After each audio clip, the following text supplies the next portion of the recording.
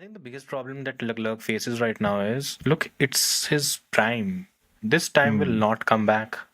He will be, I think he is 27 or 28 right now.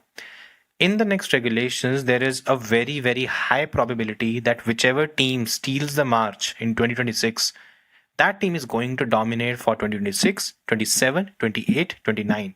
That's 4 years. Yeah, If he's 28 right now, he'll be 32 by the time the next regulation ends. yeah, that's it, really, Look, isn't it? new talent is coming in. Yeah, You are yeah, replaceable. And look, Tifosi's passion is amazing, great. Wearing the red, fine, everything is good. But there's only so much you can do with vibes. Anyways, Ferrari. So, yeah. uh, oh god. Okay, Charles Leclerc. I mean, it's about time. Just okay. I'll say one thing. I think what it might be a bit of a bold prediction or something, but I think we are heading towards a scenario where the relationship is about to end. I think Leclerc's patience has kind of run out. I think in Yeah, every race weekend you see things just being.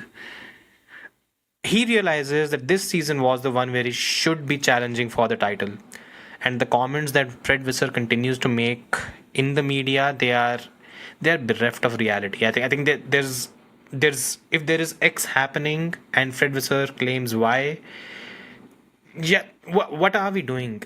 And it's Fred Visser. It's not Mattia Binotto, who I didn't rate that highly, and Visser is someone who I did. So yeah, that makes me a bit. Uh, Anyways, leave that aside. It was just the final comment that Leclerc made when he was questioned that do you have faith in the team, and he specifically mentioned one thing: I've been here for 7 years. So do I have faith in the team?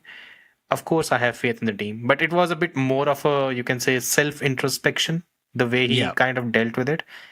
It's look, if the team does not improve, I think we are going to see a scenario where Leclerc's either he reaches out and I mean gets out of his contract, or you might see him start degrading.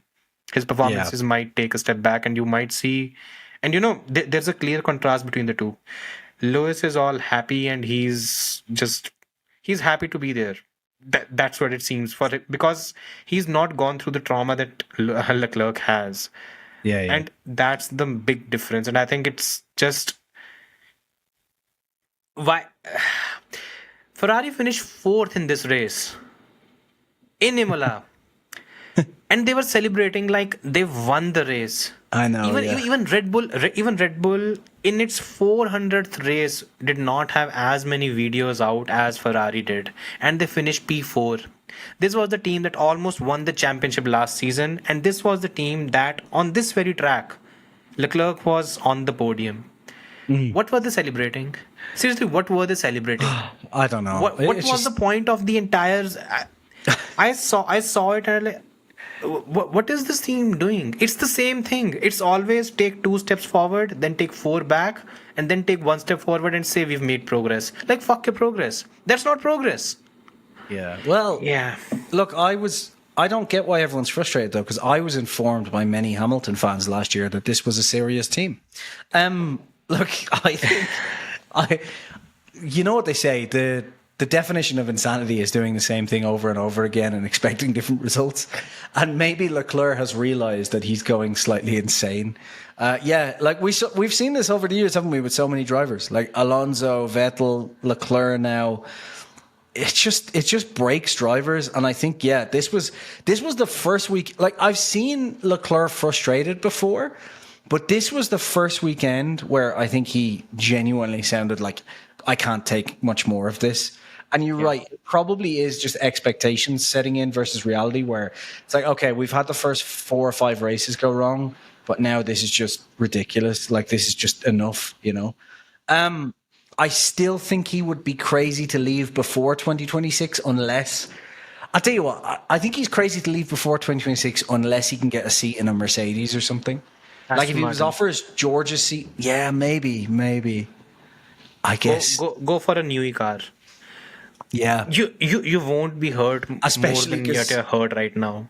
Especially because I don't know if you heard Newey's comments over the weekend. Yeah, I did. I saw the interview, and there are people that are slowly looking at Newey, and there are also people that just looked at the upgrade that Aston Martin brought, Yeah. and they are both, you can say, the expectations have changed for 2026 when it comes Because to Aston Aston Martin. got, like, in fairness, like they were very unlucky with the VSC and safety car and stuff. He, Like, you know, Alonso in a straightforward race finishes P5, P7. yeah. He finishes P7. But he is the unluckiest driver in Formula One history. As he keeps reminding us. As he keeps telling everyone here. I do hope, as a bit of an Alonso fan, I do really hope that he gets to keep the seat for 26 and Newey Yeah. does deliver. But yeah, if Leclerc can go anywhere, you're right. Maybe that is the place to go, unless he can get like a seat at Mercedes, which, you know, he just I won't doubt. get. Look, No, Leclerc there's- and George are not making a pick out of the two. I mean, to be fair, like Leclerc and George in the right car could challenge Verstappen. Yeah, but Kimi Antonelli, right? Yeah, but you're right that, like, realistically, the only reason you swap Russell is for Verstappen, because That's the only upgrade.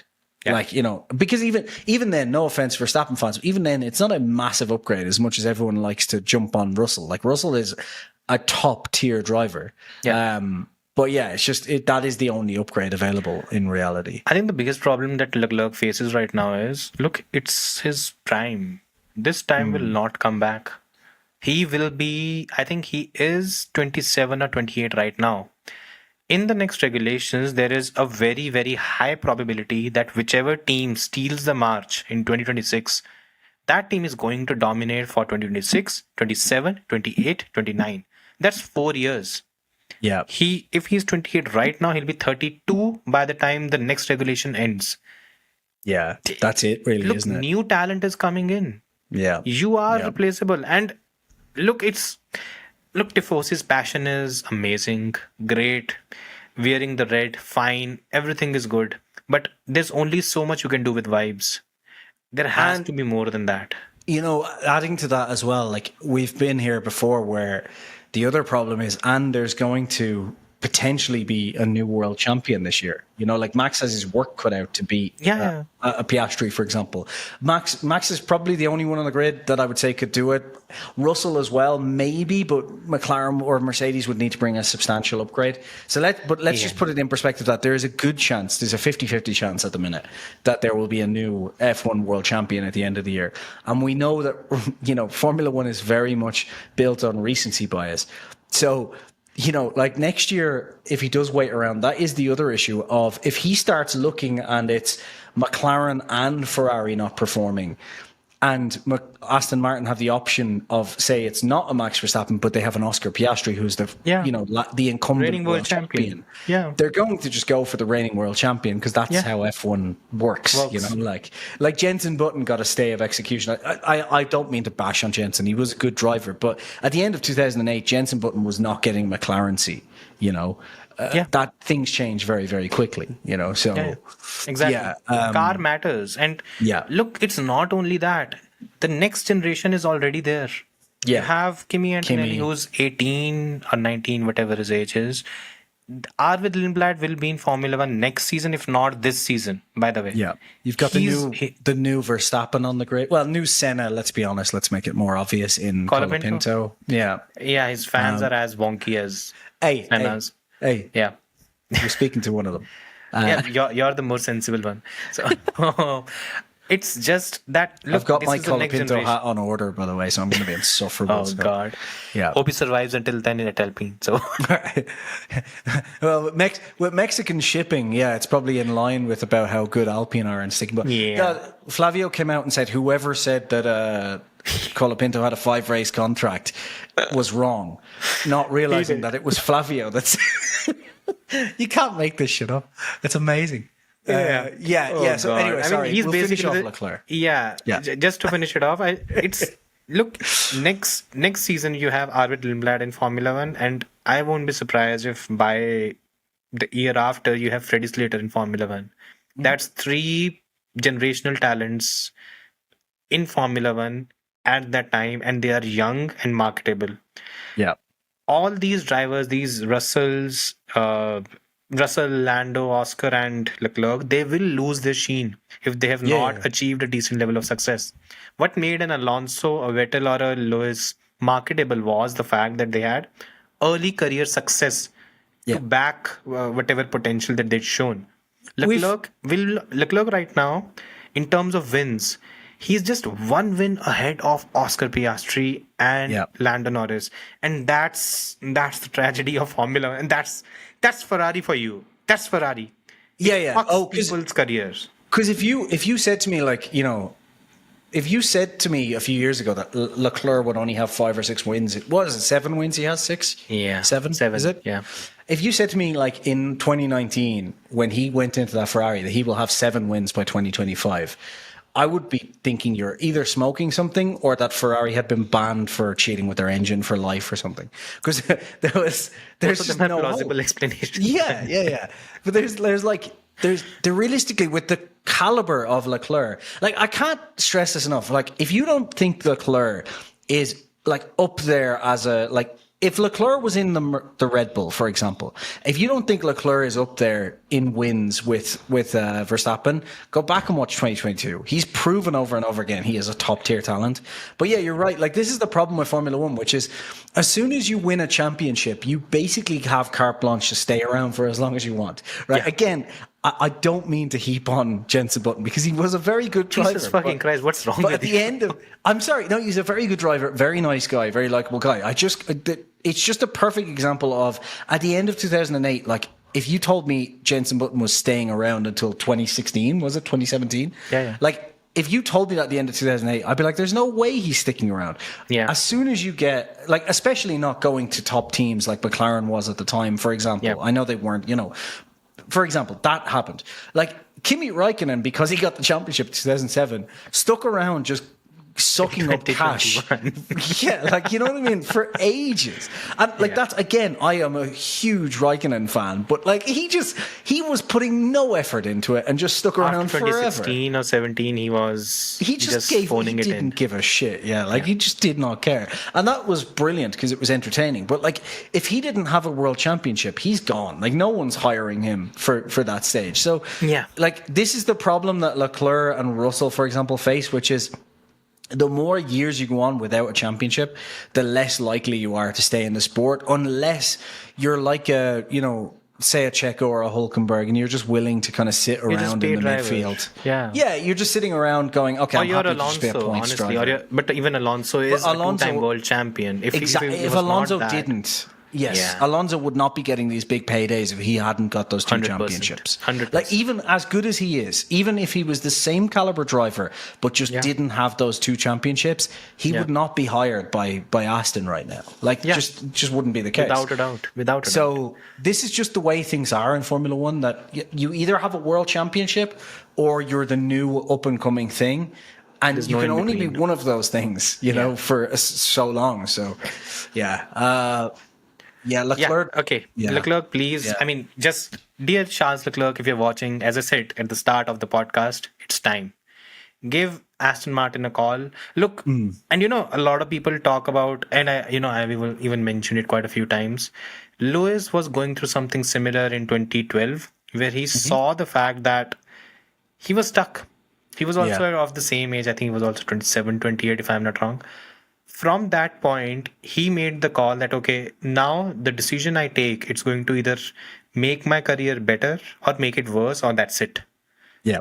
And look, for him, it worked out. But at least he made the call. This stagnation is not going.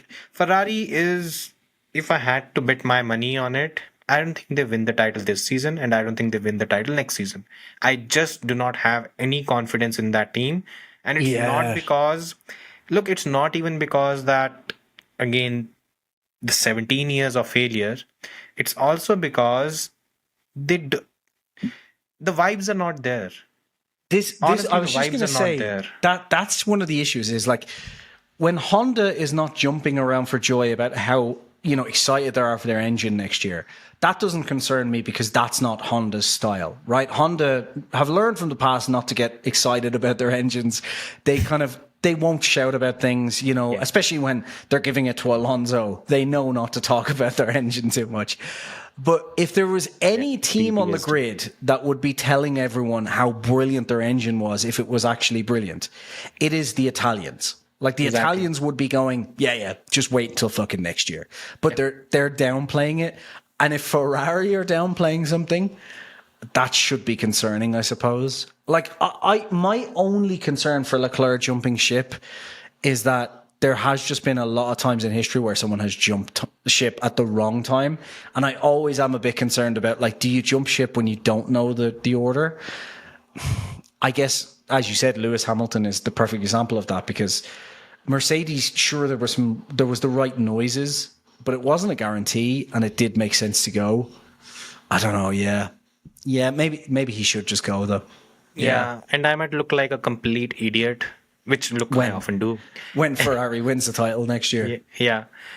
But if it does, it will be a great story, but we know. We know it, right?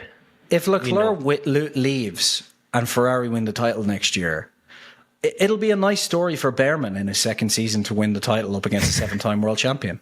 So, Okay.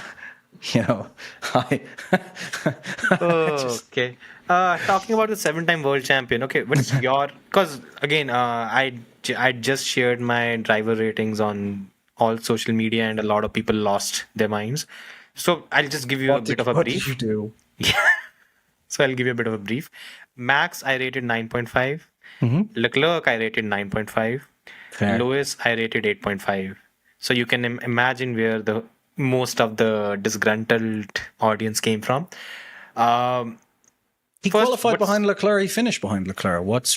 He finished ahead. He finished ahead of Leclerc. Did he finish ahead of Leclerc? Yeah. Oh, I was quite hungover on Monday. Oh, he finished on Sunday. He finished P4, right? Yeah. That makes sense. Yeah. Okay. All right. Well, then you're an asshole. You're clearly a racist. Yeah. No, look, I think it's fair, because realistically, Leclerc did a spectacular job in the race, and you could see that by the fact that he jumped so far up when he got that clean air. He was fucked by strategy, basically. So I think that is fair. Like, Hamilton staying out longer. He was fucked by the gods, honestly. That's because the only reason Lando was ahead of Piastri is the same reason that Hamilton is ahead of Oscar. So strategy. I guess if you're a fan right now of Hamilton and you're basically saying he deserves all the credit for that, then I hope that you're reasonable and you say that obviously then Lando was the better racing driver this weekend, because those two things are exactly equal.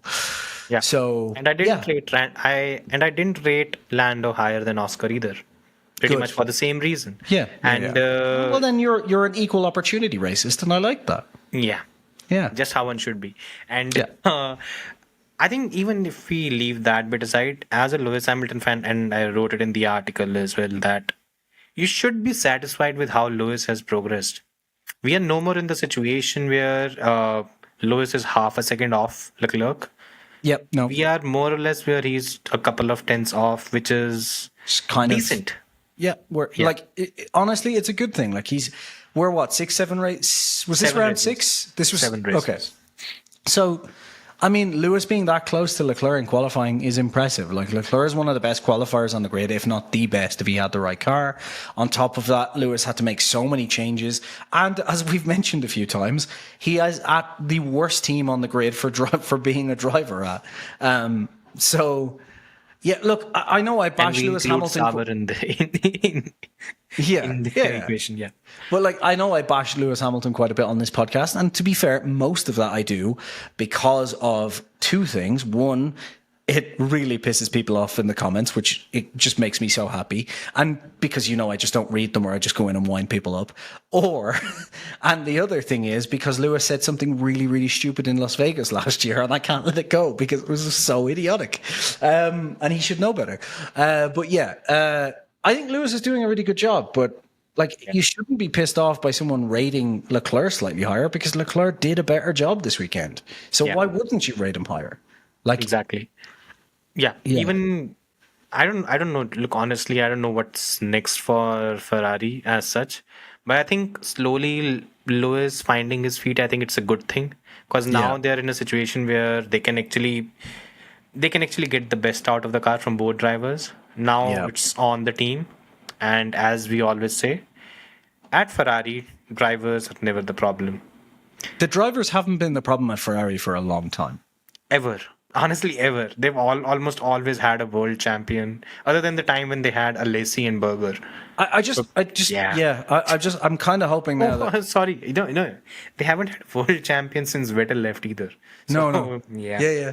No, I'm kind of hoping as well that maybe some Lewis fans give Vettel a little break for 2017 and 2018 now. Because I think no, they don't. They won't. But as I said repeatedly, remember we talked about this and people were like, well, if Lewis was at Ferrari, he would have won those seasons. And I kept saying, yeah, but the thing you're not taking into account here is it depends on when Lewis joined. If Lewis joined at the start of 2017, maybe. But if you were there for a year or two before, you're not taking into account how mentally broken you will be by that team. So I think it's all good now, Hamilton doing well. I want to see how frustrated he is by 2026 when he shows up and they've got the 11th best engine on the grid out of 4 engines. And we see what happens. I want to see that stress level when he goes to talk about how bad the engine is and Ferrari said, no, Lewis, we do not talk badly about Ferrari, okay? You tell everyone everything's fine, everything's good. It's all good here. It's the drivers. They need to drive better. It's the problem. Exactly. Yeah. Yeah. Apparently, Vassar actually said that. Vassar actually came out after qualifying and said that Ferrari should have qualified in P4 and P5. That went well. But have they broken Fred Vassar as well? Because that's not a very Fred thing to say. Yeah. That's insane. Yeah. Right, let's talk about more upbeat things. Should we talk about Yuki Tsunoda's crash or Colapinto's crash next? No. Yeah. Oh, God.